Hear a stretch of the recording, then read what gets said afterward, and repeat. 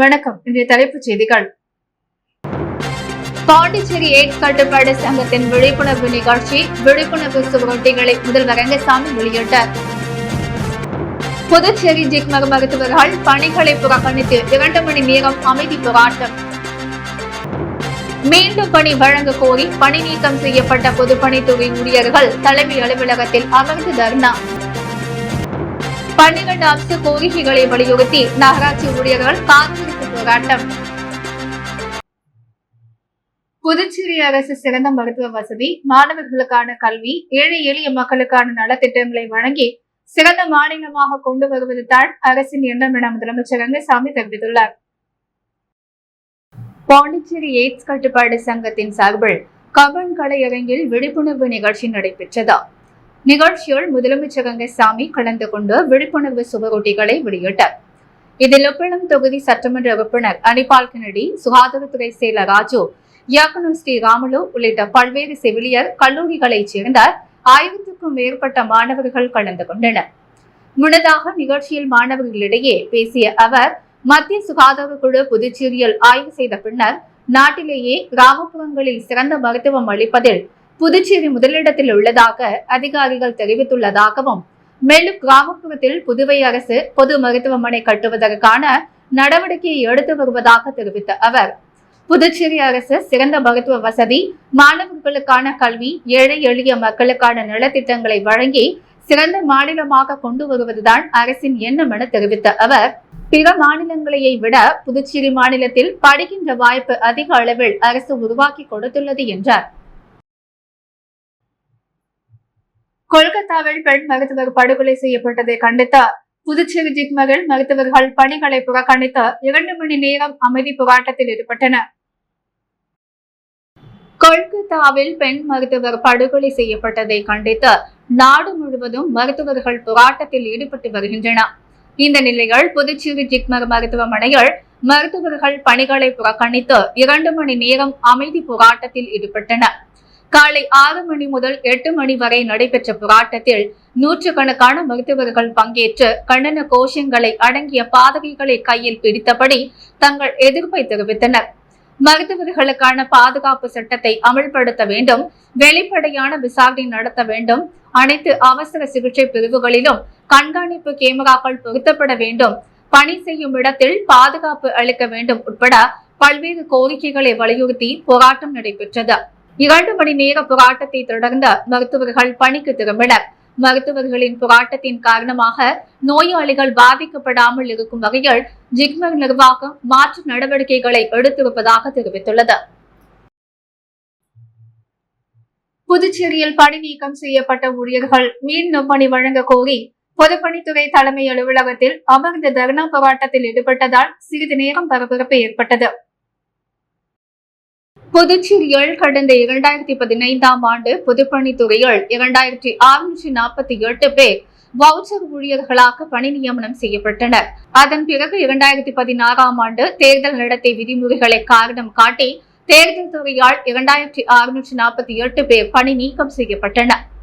இதனை அடுத்து கடந்த காங்கிரஸ் ஆட்சியிலும் தற்போது உள்ள என்ஆர் காங்கிரஸ் ஆட்சியிலும் மீண்டும் பணி வழங்க வேண்டி பொதுப்பணித்துறை ஊழியர்கள் பல கட்ட போராட்டங்களை நடத்தி வருகின்றனர். இந்நிலையில் கடந்த ஆண்டு பட்ஜெட் கூட்டத்தொடரில் தேர்தல் துறையால் பணி நீக்கம் செய்யப்பட்ட 2648 ஊழியர்கள் மீண்டும் பொதுப்பணித்துறையில் பணி அமர்த்தப்படுபவர்கள் என்று முதலமைச்சர் ரங்கசாமி சட்டசபையில் அறிவித்திருந்தார்.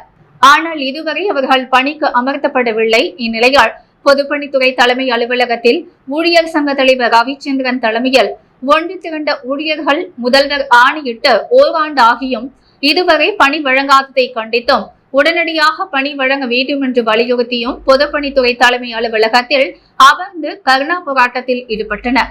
இதையடுத்து ஊழியர்களிடம் பேச்சுவார்த்தை நடத்திய அதிகாரிகள் 2 தினங்களுக்குள் ஊழியர்களின் பிரச்சினைக்கு முடிவு காணப்படும் என்று உறுதி அளித்ததன் பெயரில் அவர்கள் போராட்டத்தை கைவிட்டு சென்றனர். இதனால் பொதுப்பணித்துறை அலுவலகம் முன்பு சிறிது நேரம் பரபரப்பு நிலவியது.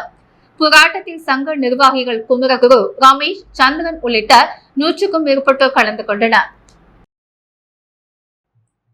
நகராட்சி மற்றும் கொம்யூன் பஞ்சாயத்து ஊழியர்களுக்கு புதுச்சேரி அரசே நேரடியாக சம்பளத்தை வழங்க வேண்டும் என்ற 12 அம்ச கோரிக்கைகளை வலியுறுத்தி நகராட்சி ஊழியர்கள் காத்திருப்பு போராட்டத்தில் ஈடுபட்டனர். நகராட்சி மற்றும் கொம்யூன் பஞ்சாயத்து ஊழியர்களுக்கு சம்பளம் மற்றும் பென்ஷன்களை புதுச்சேரி அரசு நேரடியாக வழங்கிட வேண்டும். 2016ஆம் ஆண்டு அமல்படுத்திய 7வது ஊதிய குழுவின் நிலுவைத் தொகையை வழங்கிட வேண்டும். ஓய்வு பெற்ற ஊழியர்களுக்கு வழங்கப்பட வேண்டிய பணிக்கொடைகள் உடனடியாக வழங்க வேண்டும் என்பன போன்ற 12 அம்ச கோரிக்கைகளை வலியுறுத்தி புதுச்சேரி நகராட்சி மற்றும் கொம்யூன் பஞ்சாயத்து ஊழியர்களின் கூட்டு போராட்ட குழு சார்பில் காத்திருப்பு போராட்டம் சட்டமன்றம் அருகே நடைபெற்றது. கூட்டு போராட்ட குழு தலைவர் வேளாங்கண்ணி தாசன் தலைமையில் நடைபெற்ற இந்த ஆர்ப்பாட்டத்தில் செய்தி தொடர்பாளர் கலைமாமணி, டாக்டர் நமச்சிவாயம் உள்ளிட்ட சுமார் 300க்கும் மேற்பட்ட ஊழியர்கள் கலந்து கொண்டு கோரிக்கைகளை வலியுறுத்தி கண்டன கோஷங்களை எழுப்பினர்.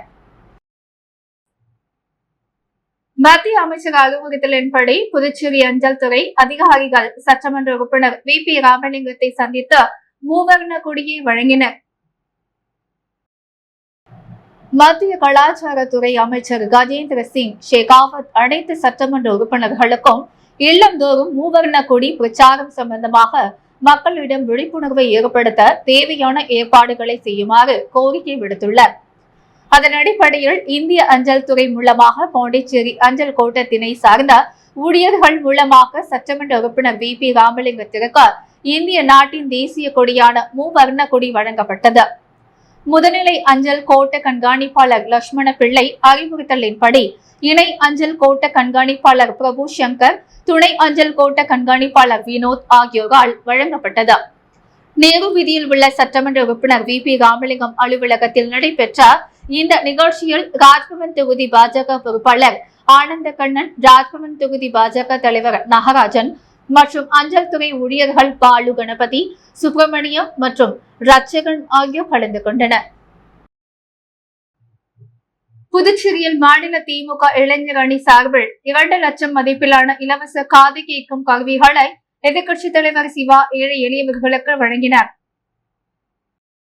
முத்தமிழறிஞர் கலைஞர் நூற்றாண்டு நிறைவு விழாவின் ஒரு பகுதியாக புதுச்சேரி மாநில திமுக இளைஞர் சார்பில் மாநில துணை அமைப்பாளர் டாக்டர் நிதிஷ் ஏற்பாட்டில் இலவச காது, மூக்கு, தொண்டை காணும் சிறப்பு மருத்துவ முகாம் தவளக்குப்பத்தில் உள்ள ஹெல்த் ஸ்பிரிங் மருத்துவ மையத்தில் கடந்த மாதம் 28ஆம் தேதி நடைபெற்றது. இந்த முகாமில் 200க்கும் மேற்பட்டவர்கள் பங்கேற்று பரிசோதனை செய்து கொண்டனர். அதில் காது கேட்கும் கருவி பொருத்துவதற்கு மருத்துவர்களால் பரிந்துரைக்கப்பட்ட 10 நபர்களுக்கு தலா ரூபாய் 20,000 வீதம் ரூபாய் 2 லட்சம் மதிப்பில் காது கேட்கும் கருவி வழங்கும் நிகழ்ச்சி லப்போர்ட் வீதியில் உள்ள திமுக தலைமை அலுவலகத்தில் நடைபெற்றது. மாநில இளைஞர் அணி துணை அமைப்பாளர் டாக்டர் நிதிஷ் தலைமையில் நடந்த நிகழ்ச்சியில் திமுக அமைப்பாளரும் சட்டமன்ற எதிர்க்கட்சி தலைவருமான சிவா கலந்து கொண்ட ஏழை எளியவர்களுக்கு இலவச காது கேட்கும் கருவிகளை வழங்கினார். இந்நிகழ்ச்சியில் சட்டமன்ற உறுப்பினர்கள் அனிபால் கென்னடி, திமுக இளைஞர் அணி அமைப்பாளர் சட்டமன்ற உறுப்பினர் சம்பத் முன்னிலையில் டாக்டர் சிரஞ்சீவி, மாநில துணை அமைப்பாளர் குமார், தலைமை செயற்குழு உறுப்பினர்கள் ஷன் குமரவேல், அருட்செல்வி, தொகுதி செயலாளர் சக்திவேல், வழக்கறிஞர் அணி அமைப்பாளர் பரிமளம், மாநில இளைஞர் அணி துணை அமைப்பாளர்கள் ரவி எட்வின், முகிலன், தாமரை கண்ணன், அகிலன், கிருபாசங்கர், ஐலக அணி போடமணி சிவா, வழக்கறிஞர் கல்யாண சுந்தரம், முன்னாள் இளைஞர் அணி துணை அமைப்பாளர் ஆரோக்கியராஜ், கலை இலக்கிய பகுத்தறிவு பேரவை துணை அமைப்பாளர் ரமேஷ், ராஜா ராஜ், தமிழரசன், முகுந்தன், அருண், சுரேஷ் உள்ளிட்டோர் பங்கேற்றனர். பங்களாதேஷில் இந்துக்களின் பாதுகாப்பை உறுதி செய்ய வலியுறுத்தி புதுச்சேரி அண்ணா சிலை அருகே இந்து முன்னணியினர் ஆர்ப்பாட்டத்தில் ஈடுபட்டனர். பங்களாதேஷில் நடைபெறுகின்ற இந்துக்களுக்கு எதிரான கலவரத்தை மத்திய அரசு உடனடியாக தலையிட்டு இந்துக்களின் பாதுகாப்பை உறுதி செய்ய வேண்டும் என்று இன்று முன்னணி சார்பில் நேற்று அண்ணா சிலை அருகே கண்டன ஆர்ப்பாட்டம் நடைபெற்றது. இந்த ஆர்ப்பாட்டத்திற்கு மாநில செயலாளர் மணிவண்ணன் தலைமை தாங்கினார். செயற்குழு உறுப்பினர் நாராயணன் வரவேற்புரையாற்றினார். பொருளாளர் செந்தில் முருகன், துணைத் தலைவர் நாகராஜ், மணி வீரப்பன், செயலாளர் தியாகராஜன் ஆகியோர் முன்னிலை வகித்தனர். தொடர்ந்து புதுச்சேரி மாநில தலைவர் சனில்குமார் கண்டன உரையாற்றினார். முடிவில் இளஞ்செழியன் நன்றி கூறினார். புதுச்சேரி பொதுப்பணித்துறையில் பணி நீக்கம் செய்யப்பட்ட ஊழியர்கள் என்று மீண்டும் பணி வழங்க கோரி சுதேசமில் அருகே கண்டன ஆர்ப்பாட்டத்தில் ஈடுபட்டனர். புதுச்சேரி அரசு பொதுப்பணித்துறையில் பணி நீக்கம் செய்யப்பட்ட ஊழியர்களுக்கு கடந்த பட்ஜெட் கூட்டத்தொடரில் மீண்டும் வேலை வழங்க மாதம் ரூபாய் 10,500 சம்பளம் வழங்கப்படும் என்று முதல்வர் ரங்கசாமி, சட்டப்பேரவைத் தலைவர் செல்வம் ஆகியோர் அறிவிப்பு வெளியிட்டனர். இந்த நிலையில் தற்பொழுது அந்த அறிவிப்பு ஆணையை நடைமுறைப்படுத்த வேண்டி கடந்த 1ஆம் தேதி சட்டப்பேரவையை முற்றுகையிட்டு போராட்டத்தில் ஈடுபட்டனர். இந்நிலையில் இன்று சுதேசமில் அருகே மீண்டும் பணி வழங்க கோரி போராட்டத்தில் ஈடுபட்டனர். ஒருங்கிணைப்பாளர் தெய்வீகன் தலைமையில் நடைபெற்ற இந்த ஆர்ப்பாட்டத்தில் பணி நீக்கம் செய்யப்பட்ட ஊழியர்கள் பலர் கலந்து கொண்டு கோஷங்களை எழுப்பினர். நல்லவாடு தவளக்குப்பம் புதுச்சேரி வழித்தடத்தில் இயக்கப்பட்டு நிறுத்தப்பட்ட பிஆர்டிசி பேருந்து சேவையை மீண்டும் செயல்படுத்த வேண்டுமென பிஆர்டிசி பிரதிநிதிகளை சந்தித்து நல்லவாடு இளைஞர்கள் வலியுறுத்தினர். புதுச்சேரி மணவெளி சட்டமன்ற தொகுதிக்குட்பட்ட நல்லவாடு மீனவ கிராமத்திற்கு புதுச்சேரி அரசு பிஆர்டிசி நிறுவனம் 1 மணி நேரத்திற்கு ஒரு தடவை புதுச்சேரி தவளக்குப்பம் நல்லவாடு கிராமத்திற்குரிய வழித்தடத்தில் 14A பேருந்தினை இயக்கி வந்தது. பிஆர்டிசி நிர்வாகம் திடீரென்று எந்தவித முன்னறிவிப்புமின்றி கடந்த 15 நாட்கள் மேலாக நல்லவாடு புதுச்சேரி வழித்தடத்தில் இயங்கிய பேருந்தினை பிஆர்டிசி நிர்வாகம் நிறுத்தியுள்ளது. இப்பேருந்தில் நூற்றுக்கணக்கான நல்லவாடு மீனவ கிராம மக்கள் மற்றும் கல்லூரி மாணவ மாணவிகள் நாள்தோறும் பயணித்து வந்த சூழலில் பிஆர்டிசி நிர்வாகத்தின் செயல்பாடு நல்லவாடு மீனவ கிராம மக்களிடையே பெரும் அதிருப்தியினை உருவாக்கியுள்ளது. நல்லவாடு தவளக்குப்பம் புதுச்சேரி வழித்தடத்திற்குரிய புதுச்சேரி அரசு பிஆர்டிசி பேருந்தினை உடனே இயக்க வேண்டுமென புதுச்சேரி அரசு சட்டப்பேரவை தலைவர் ஏம்பலம் சட்டமன்ற தொகுதி உறுப்பினருக்கு போக்குவரத்து துறை ஆணையருக்கும் நல்லவாடு கிராமத்தில் இளைஞர்கள் சார்பாக கோரிக்கை வைத்துள்ளனர். நல்லவாடு கிராமத்தினை சேர்ந்த இளைஞர்கள் பவி, விக்கி, சதீஷ் அனைவரும் பிஆர்டிசி நிர்வாக பிரதிநிதிகளை இன்று சந்தித்து நல்லவாடு தவளக்குப்பம் புதுச்சேரி வழித்தடத்திற்குரிய பேருந்தினை உடனே இயக்க வேண்டுமென வலியுறுத்தினர்.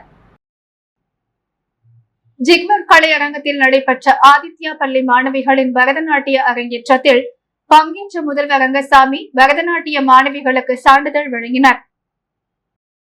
புதுச்சேரி ஆதித்யா வித்யாசிரமம் உறைவிட பள்ளியின் சார்பில் 15 ஆண்டு பரதநாட்டிய அரங்கேற்ற விழா ஜிக்மர் கலையரங்கத்தில் நடைபெற்றது.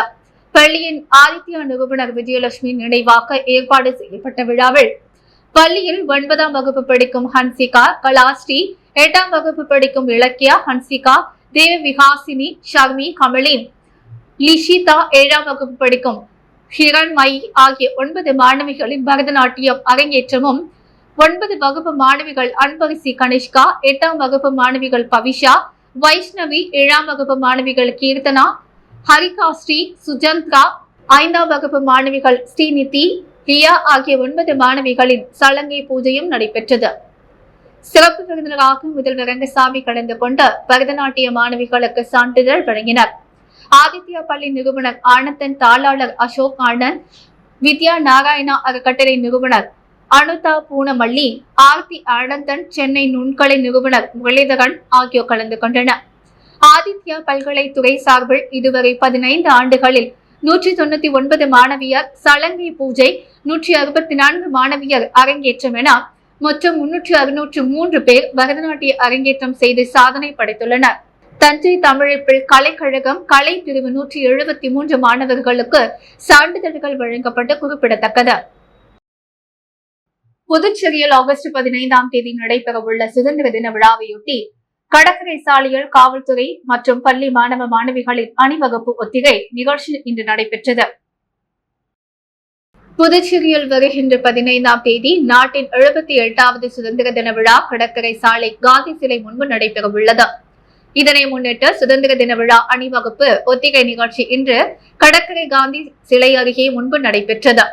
இதில் பள்ளி, கல்லூரி மாணவ மாணவிகள், காவல்துறையினர், தேசிய மாணவர் படை மாணவர்கள் அணிவகுப்பு ஒத்திகை நிகழ்ச்சியில் கலந்து கொண்ட ஒய்யாரமாக வீறு நடை போட்டு சென்றனர். அதனைத் தொடர்ந்து பள்ளி மாணவ மாணவிகளின் கலை நிகழ்ச்சிகளும் நடைபெற்றன. மேலும் அப்பகுதியை சுற்றி பலத்த போலீஸ் பாதுகாப்பும் போடப்பட்டிருந்தது. கேரள மாநிலம் வயநாட்டில் நிலச்சரிவால் பாதிக்கப்பட்ட மக்களுக்கு தனது சொந்த நிதியில் 5 லட்சம் ரூபாய் மதிப்பிலான துணிகளை புதுச்சேரி சமூக அலுவலர்கள் விக்கி நிவாரணம் வழங்கினர். கேரள மாநிலம் வயநாட்டில் நிலச்சரிவு பெரும் வெள்ளத்தால் 300க்கும் மேற்பட்டவர்கள் உயிரிழந்தனர். வீடுகளையும் உடைமைகளையும் இழந்து ஆயிரக்கணக்கான மக்கள் முகாமில் தங்க வைக்கப்பட்டுள்ளனர்.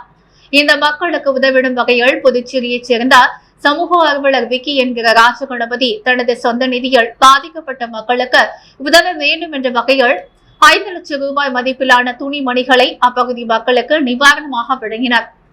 புதுச்சேரி சாரும் ஆனந்தரங்க பிள்ளை நகரில் நடைபெற்ற நிகழ்ச்சியில் கேரள வயநாடு பகுதி மக்களுக்கு நிவாரணமாக துணிமணிகள் அனுப்பி வைக்கப்பட்டது.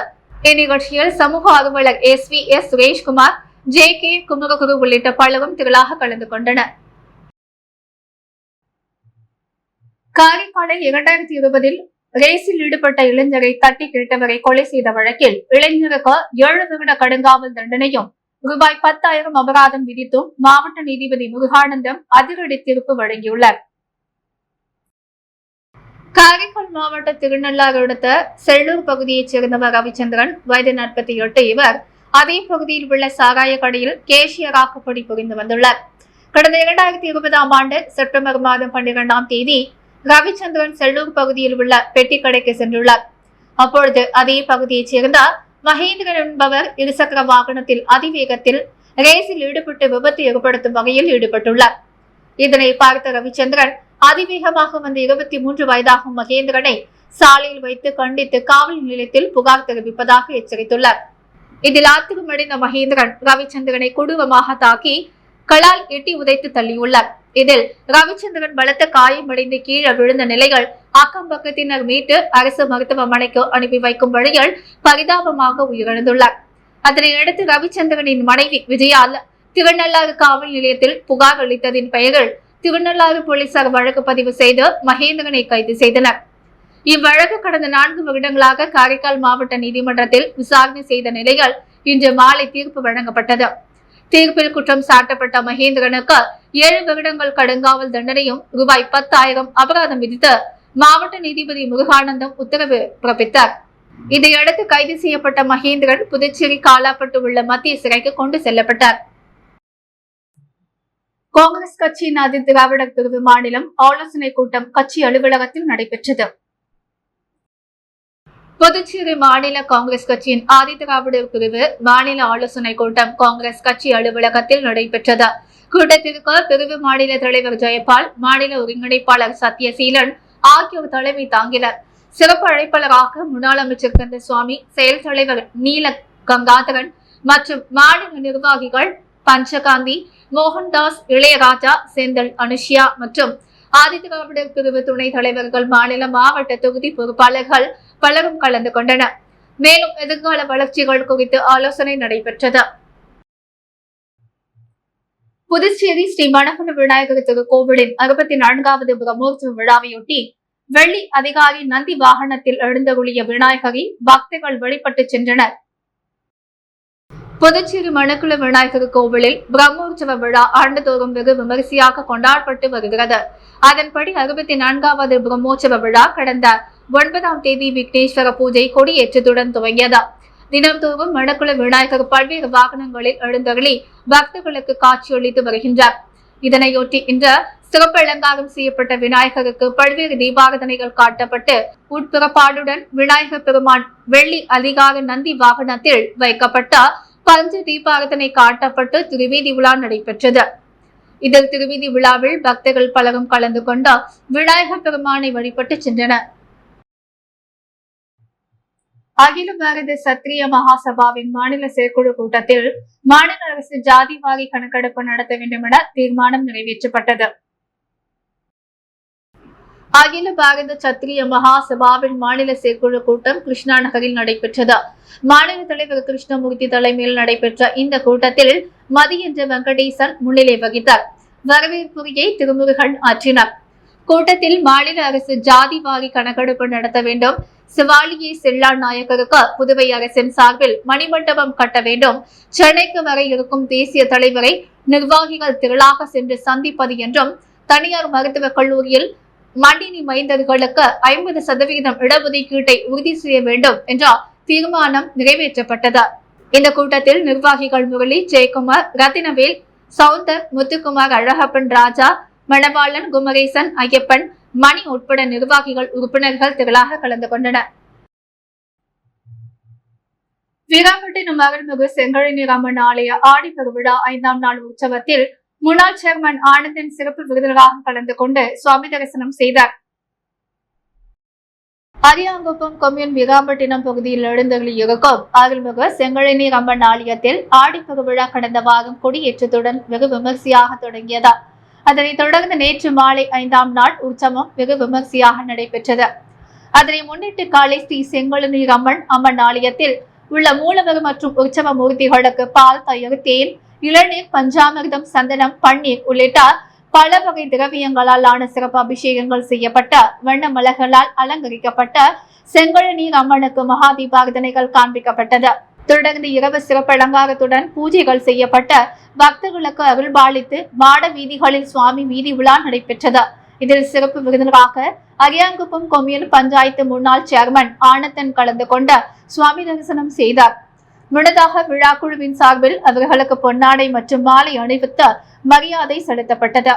இதில் உபயதாக புதுவை சான்றோர் வருவது குலதர்ம பரிபால சபை மற்றும் அரியாங்குப்பம் தொகுதி கிராமணியார் பேரவை சார்பில் அதன் தலைவர் சுவாமிநாதன் மற்றும் பொறுப்பாளர்கள் சங்கர், ஜெயராமன், பாபு, குருமூர்த்தி, காமராஜ் உள்ளிட்ட உறுப்பினர்கள் இணைந்த 5ஆம் நாள் உற்சவத்தினை சிறப்பாக செய்திருந்தனர்.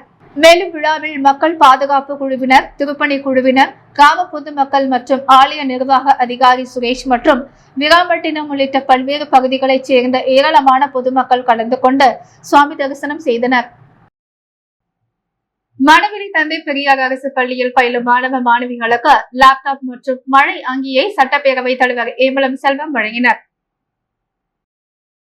புதுச்சேரி அரசு பள்ளி கல்வித்துறை மூலம் அரியாங்குப்பத்தை அடுத்த மணவெளி தந்தை பெரியார் அரசு மேல்நிலைப் பள்ளியில் பயிலுகின்ற மாணவியர்களுக்கு இலவச மடிக்கணினி மற்றும் 10ஆம் வகுப்பு பயில்கின்ற மாணவியர்களுக்கு மழை அங்கிகள் வழங்கும் நிகழ்ச்சி நேற்று மாலை பள்ளி வளாகத்தில் நடைபெற்றது.